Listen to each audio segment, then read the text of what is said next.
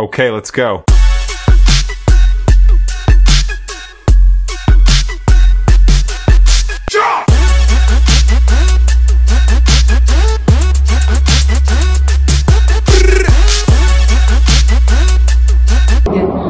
Bismillahirrahmanirrahim. Assalamualaikum warahmatullahi wabarakatuh. Alhamdulillahirabbil alamin. Wassalatu wassalamu ala asyrafil anbiya'i wal mursalin wa ala alihi wa sahbihi ajma'in. Yang dihormati barisan para pensyarah yang arif lagi bijaksana, ahli-ahli panelis yang petah berkata-kata, serta sidang hadirin yang dirahmati Allah sekalian. Assalamualaikum warahmatullahi wabarakatuh. Salam sejahtera. Salam IPGM Peneraju Kecemerlangan Guru bertaraf dunia. Salam forum perdana kita pada pagi ini. Alhamdulillah, bersyukur kita kehadiran ilahi kerana dengan limpah kurnianya dan izinnya dapat kita bersama-sama bersua dalam sidang forum pada pagi ini. Jadi, saya, Saudari Edin Hakim binti Muhammad Farhan, selaku moderator kita pada pagi ini. Hadirin yang dihormati sekalian, sebelum saya memperkenalkan ahli-ahli panel kita yang cantik lagi sopan bergaya pada hari ini, izinkan saya untuk mengupas terlebih dahulu mauduk bual forum kita pada hari ini. Mauduk forum kita pada hari ini berjudul Penghayatan Qudwah Hasanah Rasulullah SAW dalam kehidupan individu, keluarga dan masyarakat. Seperti yang sedia maklum, Rasulullah SAW telah mendapat gelaran Al-Amin kerana sifat kejujurannya yang terpuji. Bukan itu sahaja, baginda merupakan ikutan dan model terbaik dalam akhlak dan adab kepada semua umat manusia. Baiklah sidang hadirin sekalian, sebelum tirai forum kita dibuka, lebih baik saya memperkenalkan ahli panel-panel kita pada pagi ini. Di sebelah kanan saya, Saudari Siti Nurjannah yang merupakan ahli panel kita yang pertama. Cantik dan ayu sahaja bukan? Selamat pagi Saudari, apa khabar? Alhamdulillah, baik. Seterusnya, saya memperkenalkan ahli panel kedua, nampak yakin dan tenang di sebelah kiri saya, iaitu Saudari Farah Solehah. Apa khabar Saudari? Baik. Seterusnya, yang berada di sebelah panel kedua, tak lain dan tak bukan, tentulah ahli panel kita yang ketiga, iaitu Saudari Dini Atika. Apa khabar Saudari? Baik. Alhamdulillah. Usai salam perkenalan daripada semua ahli panel, kembali kita kepada topik forum kita tentang penghayatan Qudwah Hasanah dan Rasulullah SAW dalam kehidupan individu, keluarga serta masyarakat. Izinkan saya untuk membuka tirai forum kita dengan soalan pertama yang saya ajukan kepada ahli panel pertama, Saudari Siti Nurjannah. Mohon saudari memberikan penjelasan tentang konsep Qudwah Hasanah Rasulullah SAW dan caranya untuk kita mengaplikasikan kedua itu dalam kehidupan seharian. Mohon pencerahan saudari, dipersilakan. Baiklah. Assalamualaikum warahmatullahi wabarakatuh. Terima kasih kepada moderator dan para hadirin sekalian. Baiklah, pada kesempatan ini saya ingin berkongsi tentang apa itu Qudwah Hasanah. Saya akan membahaskan dulu apa itu Qudwah Hasanah. Qudwah Hasanah ini terbagi pada dua kataan, dua kataan, iaitu Qudwah dan Hasanah. Kedua membawa maksud contoh ataupun teladan yang baik, manakala Hasanah pula ialah kebaikan ataupun akhlak yang murni dan nilai-nilai murni. Tapi bila kita lihat pada konteks Islam pula, Qudwah Hasanah ini ialah Qudwah Hasanah Rasulullah SAW yang bermaksud teladan baik daripada Rasulullah SAW, contoh-contoh yang baik daripada Rasulullah SAW yang boleh kita ikuti. Baiklah, ada satu dalil yang saya jumpa. Allah SWT berfirman dalam surah Al-Ahzab ayat 21 yang membawa maksud, sesungguhnya telah ada pada diri Rasulullah itu suri teladan yang baik bagimu, iaitu bagi orang yang mengharap rahmat Allah dan kedatangan hari kiamat serta yang banyak mengingat Allah. Jadi kat sini ayat ni Allah telah tegaskan bahawa Rasulullah SAW ialah model kehidupan yang kerana Rasulullah ini bersifat sempurna, tiada dosa. Jadi untuk kita kaitkan dengan kehidupan kita sendiri dalam seharian kita, mari kita lihat pada aspek individu. Pertama, sebagai umat Islam, kita percaya bahawa Rasulullah SAW ini ialah contoh yang sangat baik untuk kita ikuti.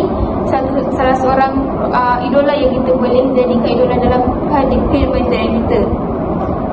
Allah SWT berfirman dalam surah Al-Ahzab ayat 21, sungguh pada Rasulullah itu terdapat contoh yang baik bagimu, bagi orang yang mengharap Allah dan hari kiamat serta yang banyak mengingat Allah. Jadi kat sini Allah telah menegaskan bahawa menjadikan Rasulullah itu sebagai model dalam membentuk sosial diri itu sangat penting, sangatlah digalakkan dalam Islam. Baik. Dari aspek peribadi, baginda pun kita boleh lihat baginda seorang yang sopan santun, bila berbicara dia sangat lemah lembut dia. Lepas tu Nabi Muhammad ni, dia kalau orang buat dia marah pun dia tak akan bersabar.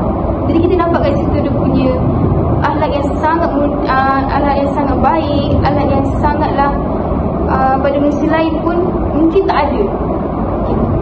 Baiklah, contoh dalam konteks belajar, mencontohi Rasulullah SAW bermaksud sentiasa menempati masa.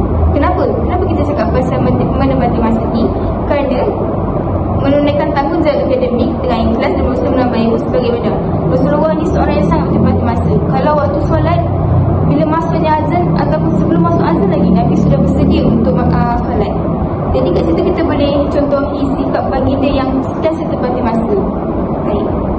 Seterusnya, Nabi SAW ada bersabda, menuntut ilmu adalah kewajipan bagi setiap Muslim. Selain itu, dari bagi setiap Muslim.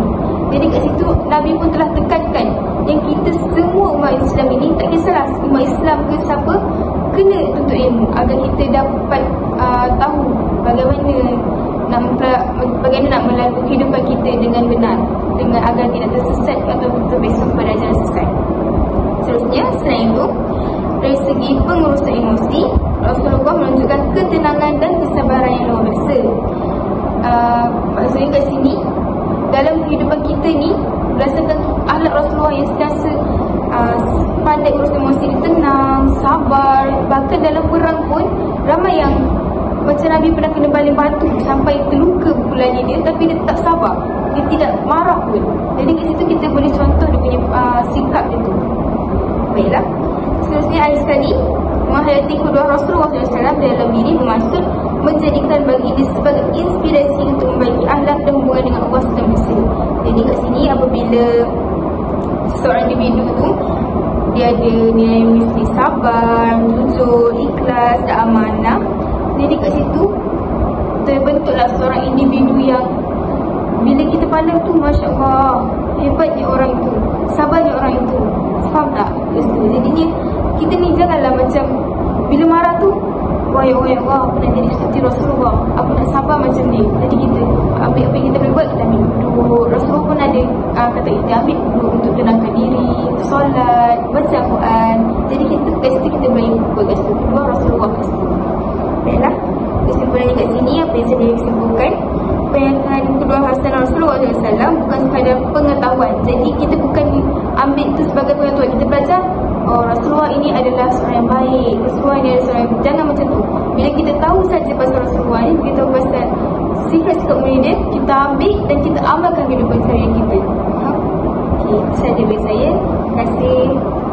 Baiklah, terima kasih kepada saudari panel pertama. Sungguh bersemangat hujah-hujah yang saudari sampaikan sebentar tadi. Diteruskan lagi dengan panel saudari yang kedua, iaitu saudari Farah Solihah. Baiklah saudari, saya ingin ajukan satu soalan kepada saudari, iaitu bagaimanakah kepimpinan Rasulullah SAW dalam rumah tangga dapat dijadikan contoh kepada suami pada masa kini? Mohon pencerahan saudari, dipersilakan. Terima kasih kepada moderator kami pada hari ini, Amina Hakim. Hadirin sekalian, kefahaman mendalam tentang keluhasan Rasulullah SAW bermula dengan kita meneladani kepimpinan baginda dalam keluarga. Rasulullah SAW bukan sahaja seorang Nabi dan pemimpin negara, Baginda ini juga seorang suami dan ayah yang sangat penyayang. Kagumnya, baginda ini tidak pernah menganggap dirinya lebih tinggi daripada ahli keluarga.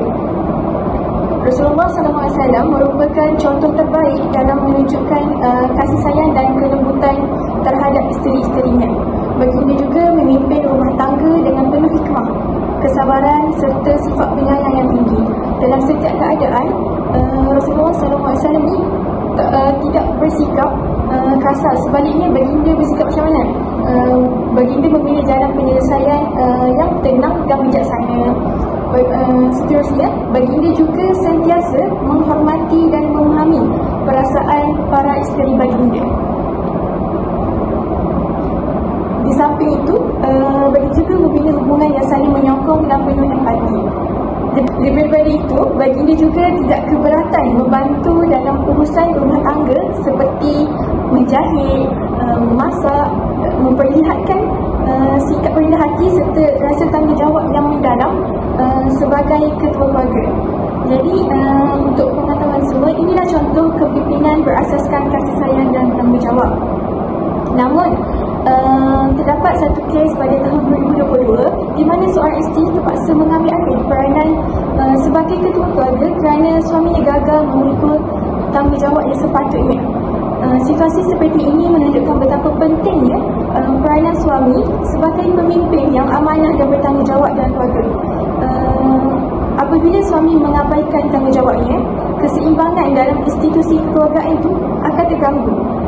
Dan isteri pula terpaksa memikul beban yang sepatutnya dikongsi bersama. Jadi hal ini jelaslah bahawa keadaan ini bertentangan dengan contoh kepimpinan Rasulullah SAW yang penuh kasih sayang, bertanggungjawab dan sentiasa menjaga kebajikan ahli keluarganya. Baiklah, terima kasih kepada saudari panel kedua. Akan tetapi, berdasarkan kes seorang isteri yang terpaksa memikul tanggungjawab suami sebentar tadi yang saudari kongsikan, para penonton forum kita pada hari ini pasti tertanya-tanya apakah pengajaran yang boleh kita ambil daripada situasi ini dan dikaitkan dengan kedua hasanah Rasulullah dalam memimpin institusi keluarga. Terima kasih untuk soalan itu. Sebenarnya situasi seorang isteri yang terpaksa memikul tanggungjawab suami ini menunjukkan betapa pentingnya kita manusia ini memahami konsep kepimpinan yang diajarkan Rasulullah SAW.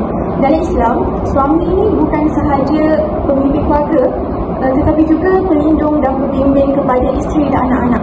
Oleh itu, suami pada hari ini sewajarnya meneladani kepimpinan baginda dalam mengurus rumah tangga dengan adil, berhemah serta mengambil berat terhadap emosi dan keperluan isteri. Bayangkan, kamu semua bayangkan, jika suami hari ini memahami kedua ini, pastinya dia akan memimpin keluarga dengan adil, bukan dengan kekerasan. Bukankah begitu semua? Benar-benar. Begitu juga dengan seorang isteri yang mencontohi sifat lemah lembut dan kesabaran isteri-isteri Rasulullah SAW, pasti akan membantu mengekalkan keharmonian rumah tangga. Baiklah, benar apa yang dikatakan saudari panel kedua kita sebentar tadi. Baiklah, saudari panel kedua, saudari Farah Solihah, bolehkah saudari menjelaskan bagaimana akhlak Rasulullah SAW terhadap isteri dan anak-anaknya boleh dijadikan panduan dalam keluarga Islam masa kini? Dipersilakan.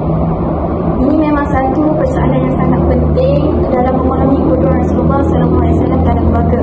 Kedua hasanah Rasulullah SAW dapat difahami melalui akhlaknya yang mulia terhadap ahli keluarga. Baginda terkenal dengan sifat sabar, pemaaf dan penyayang. Rasulullah SAW juga tidak pernah menengking isterinya, tidak pula menghina anak-anaknya. Buktinya kita dapat lihat dalam hadis yang diriwayatkan oleh Muslim, Sayyidatina Aisyah radhiyallahu anha menyatakan bahawa Nabi Muhammad SAW ini tidak pernah memukul sesiapa pun dengan tangannya, tidak pada isteri, tidak juga pada pembantu dan haiwan, kecuali saat perang di jalan Allah. Ingin saya kongsikan kepada semua hadirin antara contoh indah yang dilontarkan oleh baginda ketika memanggil isterinya Sayyidatina Aisyah radhiyallahu anha dengan panggilan mesra, Ya Humairah, yang bermaksud wahai si pipi kemerahan. Baginda juga sering bergurau dan berlari bersama isterinya sebagai tanda kasih sayang. Inilah teladan yang boleh diaplikasikan dalam keluarga. Pada masa kini, dengan kita menghidupkan komunikasi yang mesra, menghargai pasangan dan juga kita mengeratkan kasih sayang melalui tutur kata yang lembut. Apabila suami dan isteri saling menghormati dan memahami, pastinya anak-anak kita akan membesar dalam suasana yang penuh kasih sayang dan positif. Baiklah, terima kasih saudari. Akan tetapi, saya terdetik satu soalan baharu, iaitu apakah pendekatan Rasulullah SAW dalam mendidik anak-anak yang boleh dijadikan contoh oleh ibu bapa pada masa kini? Terima kasih. InsyaAllah soalan yang sangat menarik bagi saya. Hadirin yang saya hormati,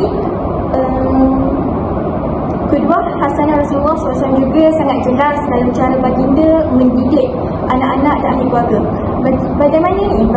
Baginda mendidik anak-anak dengan kasih dan penuh hikmah. Dalam satu kisah, apabila seorang kanak-kanak makan dengan tangan kiri, Rasulullah SAW tidak memarahinya. Tapi baginda buat apa?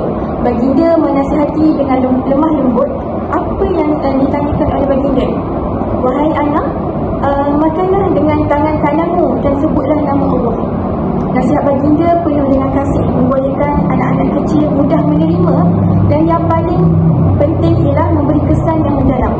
Seorang lagi sahabat baginda, Sahal bin Sa'ad, turut menceritakan satu kisah yang mana dalam kisah yang dibawanya ini memberikan gambaran betapa berhemahnya cara Rasulullah SAW dalam membuat sesuatu teguran terhadap kesalahan yang dilakukan kanak-kanak. Saya menceritakan bahawa pada satu ketika Rasulullah ni datang membawa minuman, lalu kemudian baginda meminumnya.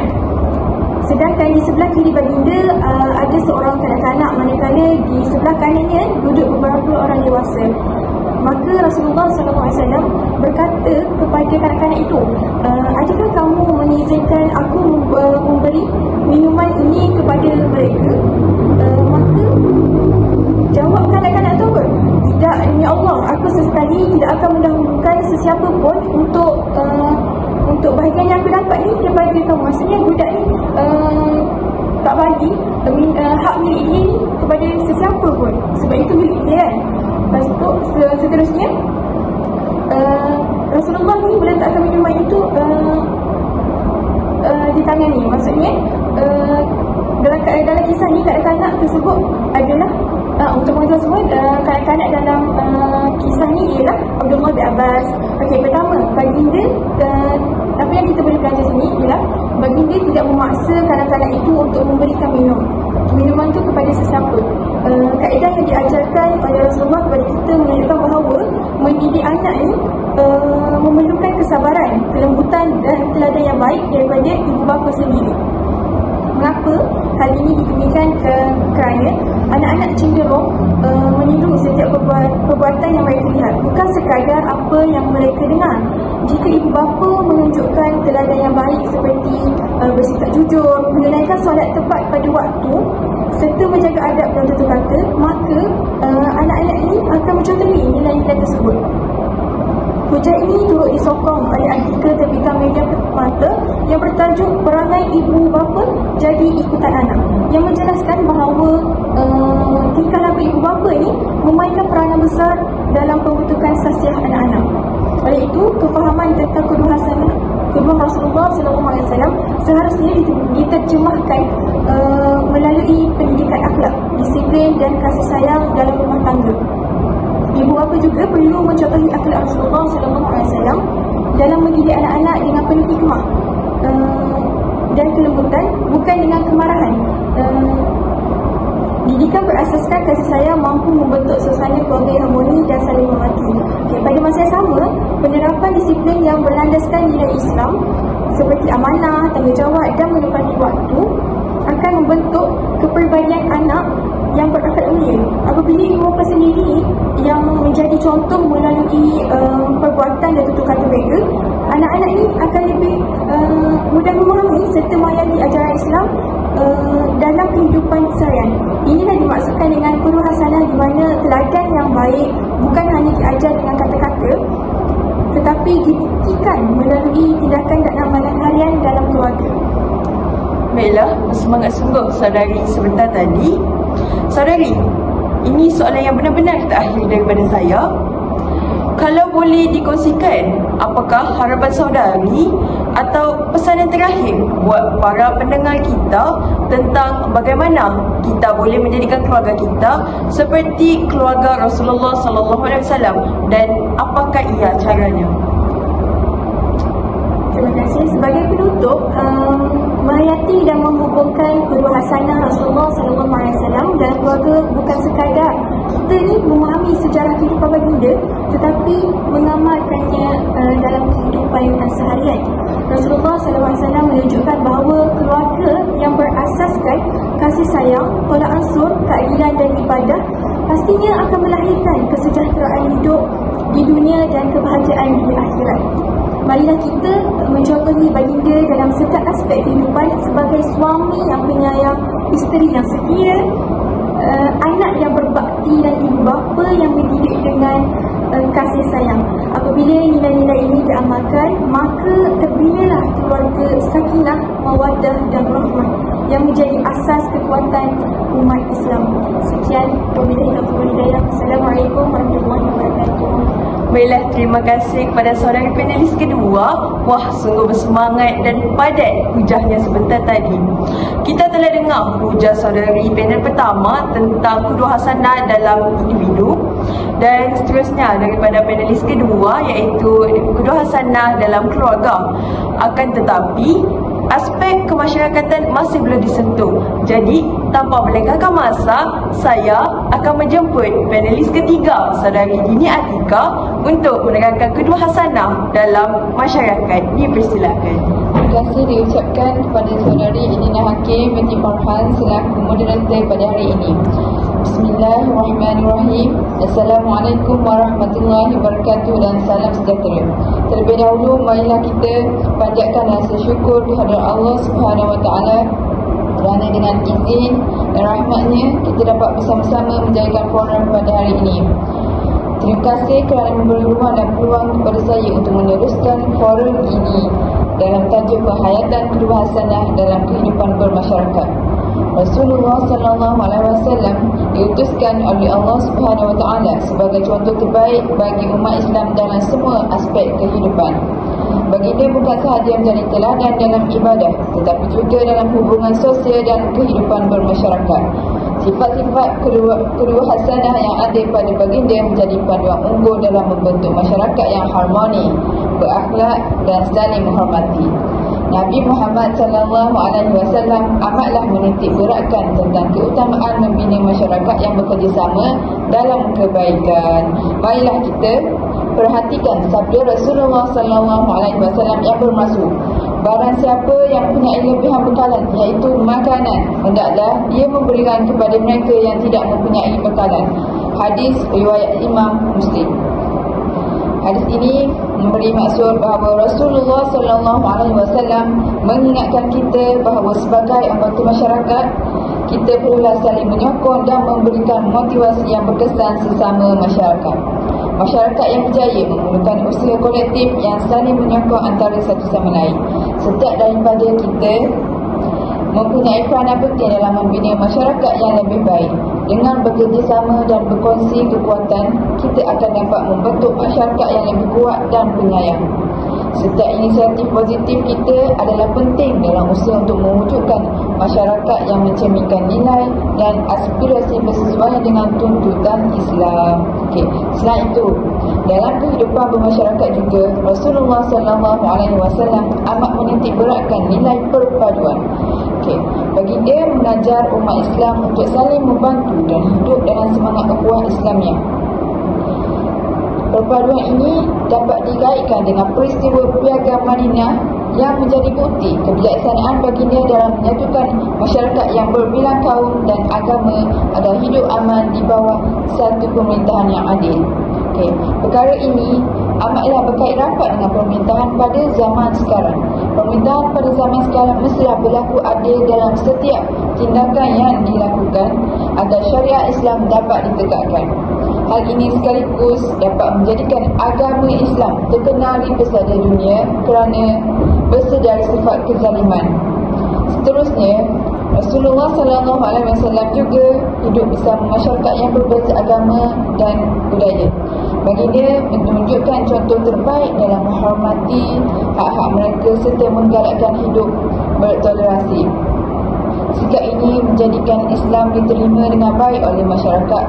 Bukan Islam pada zaman baginda dan sekaligus dapat memperkukuhkan hubungan antara kaum. Perkara ini sesuai dengan kehidupan masyarakat yang berbilang kaum pada hari ini. Negara Malaysia seperti yang sudah tahu terkenal dengan keunikan pelbagai kaum seperti Melayu, Cina dan India dan lain-lain lagi. Dengan ini, kita mestilah sentiasa bertolak ansur dalam setiap tindakan yang dilakukan apabila melibatkan kepelbagaian kaum seperti mengamalkan sikap terbuka dalam perbincangan dan keputusan. Sikap bertolak ansur dapat dilihat apabila masyarakat daripada berbagai latar belakang sanggup bersatu untuk mencapai keputusan demi kepentingan bersama. Contohnya dalam mesyuarat komuniti, wakil setiap kaum diberi peluang bersuara dan menyuarakan pandangan sebelum sesuatu keputusan dibuat. Ini menunjukkan keadilan dalam agama Islam. Seterusnya, Rasulullah SAW sentiasa menekankan akhlak yang baik dalam hubungan sesama manusia. Baginda mengajar kita untuk bersikap lemah lembut, menghulurkan bantuan kepada yang memerlukan serta memelihara silaturahim. Salah satu sunnah yang sangat dianjurkan adalah memaafkan kesalahan orang lain dan bersikap sabar. Seterusnya, Rasulullah SAW juga sentiasa menekankan akhlak yang baik dalam hubungan sesama manusia. Baginda mengajarkan kita untuk bersikap lemah lembut, menghulurkan bantuan kepada yang memerlukan serta memelihara silaturahim. Salah satu sunnah yang sangat dianjurkan adalah memaafkan kesalahan orang lain dan bersikap benar, bersikap sabar. Rasulullah SAW juga sangat menekankan pentingnya menjaga hak jiran dan sentiasa membantu mereka dalam kesusahan. Hal ini dapat mewujudkan suasana yang harmoni kerana masyarakat saling bertolak ansur antara satu sama lain. Rasulullah juga sentiasa mengamalkan salam dan senyuman. Memberi salam dan senyuman adalah sunnah yang mudah tetapi besar pahalanya. Rasulullah SAW sentiasa memberi salam kepada orang yang dikenali maupun tidak dikenali. Hal ini dapat menunjukkan sikap mesra serta mengeratkan hubungan sesama manusia. Situasi ini dapat dikaitkan dengan sabda baginda, iaitu sebarkanlah salam di antara kamu. Riwayat Muslim. Misalnya, menyapa jiran, rakan sekerja atau pelajar lain dengan ucapan salam dan senyuman yang ikhlas. Seterusnya, berlemah lembut dalam pergaulan.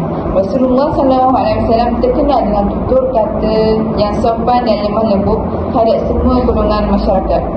Baginda tidak pernah meninggikan suara atau mengeluarkan kata-kata yang menyakitkan hati. Perkara ini dapat dikaitkan dengan sabda baginda yang berbunyi, barang siapa yang beriman kepada Allah dan hari akhirat, maka hendaklah dia berkata yang baik atau diam. Riwayat Al-Bukhari dan Muslim. Contohnya, seperti menasihati rakan dengan cara baik dan menghormati pandangan orang lain. Rasulullah SAW dikenal sebagai seorang yang sangat amanah sejak sebelum diangkat menjadi Rasul. Gelaran Al-Amin diberikan oleh masyarakat Mekah kerana kejujuran dan kepercayaan baginda. Gelaran Al-Amin ini membasuh kejujuran. Contohnya, pemimpin yang amanah tidak akan menyeleweng dan akan menjaga hak rakyat dengan sebaiknya. Walaupun menjadi pemimpin tertinggi, Rasulullah SAW tidak pernah meninggi diri, sombong ataupun angkuh. Baginda bergaul dengan semua lapisan masyarakat, makan bersama para sahabat dan tidak membezakan kedudukan. Sifat tawaduk ini menanamkan rasa hormat dan kasih sayang dalam kalangan masyarakat serta menghapuskan sikap sombong dan ego. Kesimpulannya, kedua hasanah Rasulullah SAW merupakan panduan yang sempurna dalam membentuk masyarakat yang harmoni, berakhlak dan saling menghormati. Sifat-sifat mulia baginda seperti amanah, adil, bertolak ansur, penyayang, rendah diri, menepati janji dan suka membantu menjadi asas kepada perpaduan dan kesejahteraan umat. Dengan menjadikan Rasulullah SAW sebagai contoh teladan dalam kehidupan bermasyarakat, umat Islam dapat melahirkan komuniti yang seimbang dari segi jasmani, emosi, rohani, intelek dan sosial. Oleh itu, penghayatan terhadap kedua hasanah Rasulullah SAW bukan sahaja memperkukuh ukhuwah dan perpaduan, tetapi juga menjadikan masyarakat Islam sebagai contoh unggul yang bawa rahmat kepada seluruh alam. Akhir kalam daripada saya, uzur ila ma qala wa la tazur ila ma qala. Lihatlah apa yang dikatakan, bukan lihat siapa yang kata. Sekian, terima kasih. Masya Allah, sungguh bersemangat dan sungguh bermanfaat hujah yang disampaikan oleh panel ketiga kita. Baiklah, akan tetapi satu persoalan bermain-main dalam fikiran saya. Saya lontarkan soalan ini kepada saudari panel pertama kita kerana dia terlihat sudah bersedia untuk menjawab soalan saya ini. Baiklah saudari Siti Nurjana, kita sebagai siswa dan siswi pada masa kini yang penuh dengan pancaroba, yang penuh dengan halangan dan maksiat ini, kita juga perlulah mengamalkan sifat kedua hasanah Rasulullah dalam kehidupan seharian kita. Akan tetapi, jujur saya katakan, ramai siswa dan siswi yang tidak boleh istiqamah dan mengamalkan kedua hasanah tersebut dalam kehidupan. Jadi, soalan saya kepada saudari, bagaimanakah ataupun apakah caranya seorang siswa dan siswi itu ingin kekal istiqamah di jalan yang benar dan mengamalkan sifat kedua hasanah Rasulullah SAW dalam kehidupan secara individu, berkeluarga serta bermasyarakat. Mohon pencerahan saudari. Baiklah, terima kasih kepada saudari moderator kita. Sungguh mendalam ya soalan yang disampaikan, tapi insyaAllah saya akan cuba jawab. Baiklah, dalam dunia moden ini memang kita dapat lihat bahawa banyak sangat cabaran yang kita boleh lalui seperti kita semua. Akan tetapi segala sabar ini boleh ditempuhi dengan kita menghayati kedua hasanah Rasulullah SAW ini. Bagaimana? Dari sabar moral dan gaya hidup semakin kompleks ini, untuk kita kekal istiqamah, terutama pada siswi dan siswa, semestinya apabila mereka duduk ni, bila mereka melanjutkan pelajaran di sistem pendidikan yang lebih tinggi, mereka terpisah dengan ibu mereka, maka mereka tidak dikawal ataupun diawasi oleh ibu mereka. Jadi apa yang mereka perlu buat di sini? Jadilah pada pendapat saya, siswa-siswi ini boleh memperkukuhkan hubungan mereka dengan Allah SWT dengan mereka sentiasa menjaga solat mereka, mereka tidak meninggalkan bacaan Al-Quran mereka. Ini kerana kenapa? Al-Quran merupakan satu-satunya panduan hidup yang pertama dalam hidup kita. Jadi bila seorang siswa atau siswi itu sentiasa mengamalkan setiap hari membaca Al-Quran tanpa tinggal sekurang satu muka surat, jadi kat situ kita boleh nampak mereka sentiasa, Allah akan bawa mereka itu sentiasa dalam laluan yang betul, tidak akan mudah terlalai. Dan bila kita menjaga solat juga, solat itu merupakan tiang agama. Tiang agama maksudnya itu adalah salah satu tiang untuk diri kita juga.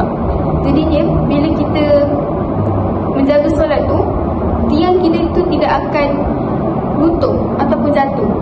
Okay, jadi kat situ kita akan mudah tersesat dengan segala penipuan ataupun secara kelalaian kat sini. Baiklah, seterusnya kita juga siswa-siswi juga amat digalakkan untuk membaca sirah Rasulullah. Maksudnya kat sini sekurang-kurangnya mungkin sebulan sekali mereka mendengar atau membaca tentang kisah-kisah Rasulullah, kerana dalam zaman moden ini kita ada telefon pintar, ataupun komputer riba, ataupun televisyen, kita boleh gunakannya untuk kita mempelajari kisah-kisah Rasulullah ataupun mendalami lagi kisah-kisah Rasulullah, agar apa yang kita dapat dari situ kita boleh jadikan amalan dalam kehidupan kita seharian. Terakhir sekali, dengan cara kita mengamalkan keluasan Rasulullah SAW ini, kita juga boleh memilih persekitaran yang baik. Maksudnya kat sini, maksud apa yang saya maksud kat sini, bagi siswa dan siswi terutamanya, kerana moderator menekankan siswa dan siswi tadi, kat sini siswa dan siswi perlu cari rakan-rakan yang baik. Maksud kat sini rakan-rakan yang akan membawa mereka kepada jalan yang lurus, jalan yang benar, yang tidak akan membawa mereka betul-betul kepada kelalaian dunia ini. Kerana lebih lagi saya bagi contohnya pelajar-pelajar yang tinggal di Kuala Lumpur, di seluruh semesta ini banyak sangat kelalaian dunia. Jadi apabila mereka memilih sahabat yang betul, sahabat yang sentiasa akan mengingatkan mereka, mereka tidak akan mudah terjerumus dalam kelalaian dunia. Itu saja dari saya. Terima kasih. Baiklah, terima kasih saudari panel pertama. Wah, sungguh bermanfaat hujah sebentar tadi. Sebelum saya melakukan penutup dan penggulungan, saya ingin tunjukkan satu soalan kepada panel ketiga, saudari Dini Atika. Baiklah saudari, pada pandangan saudari, daripada hujah panel pertama, saudari Siti Nurjana, hujah saudari Farah Soleha serta hujah saudari Huri, apakah yang saudari dapat fahami tentang konsep kedua hasanah, dan bolehkah saudari memberikan sedikit hujah kesimpulan kecil untuk maudhu bicara kita pada pagi ini? Dipersilakan saudari. Terima kasih kerana memberi soalan tersebut. Okey. Pada pendapat saya, kesimpulan yang saya dapat lakukan pada hari ini ialah kedua hasanah ini ialah teladan terbaik yang ditunjukkan oleh Rasulullah SAW dalam kehidupan kita sebagai umat Islam. Baginda menjadi contoh dalam akhlak, tutur kata, perbuatan dan hubungan dengan manusia serta Allah. Hubungan yang sepatut-patutnya kita menjaga adalah dengan Allah Subhanahu Wa Taala, kerana dia merupakan sang pencipta kita. Selain itu, umat Islam juga perlu mencontohi sifat-sifat mulia Rasulullah SAW. Antaranya sifat sabar, jujur, adil dan penyayang. Contohnya, sebagai seorang pelajar, kita mestilah mengamalkan amalan 3S. Apa itu 3S? Senyum, sabar dan sayang. Pandai. Kita mestilah mengamalkan amalan 3S, iaitu senyum, salam dan sabar dalam kehidupan kita, supaya sekaligus hal ini dapat mengeratkan hubungan sesama kita. Contohnya, kita mestilah memberi salam kepada para pensyarah, para staf dan sesama kita. Hal ini dapat mengeratkan ukhuwah sesama kita. Terusnya, dengan mengamalkan hasanah, kita dapat membentuk peribadi yang baik yang memberi manfaat kepada masyarakat. Sebagai kesimpulan, menjadikan Rasulullah SAW sebagai contoh ikutan dapat membawa kehidupan kita ke arah jalan yang benar. Seperti yang sedia maklum, sekarang dunia yang tenang ini, kita mestilah memegang teguh pada ajaran yang sebenar-benarnya, iaitu berpandukan Al-Quran dan Al-Sunnah, supaya hidup kita tidak terpesong ke arah jalan yang sesat. Sekian daripada saya. Terima kasih. Baiklah, terima kasih atas pencerahan saudari panel ketiga, saudari Dini Atika sebentar sahaja tadi. Baiklah, nampaknya masa mencemburui kita. Saya ingin berterima kasih kepada saudari panel pertama, kedua dan ketiga atas pencerahan pada sebentar sahaja tadi. Andai ada sumur di ladang, boleh kita menumpang mandi. Andai ada umur yang panjang, boleh kita berjumpa lagi. Saya akhiri dengan kalimah yang mulia. Assalamualaikum warahmatullahi wabarakatuh. Sesungguhnya yang baik itu datangnya dari Allah, yang kurang itu datangnya dari diri saya sendiri. Terima kasih.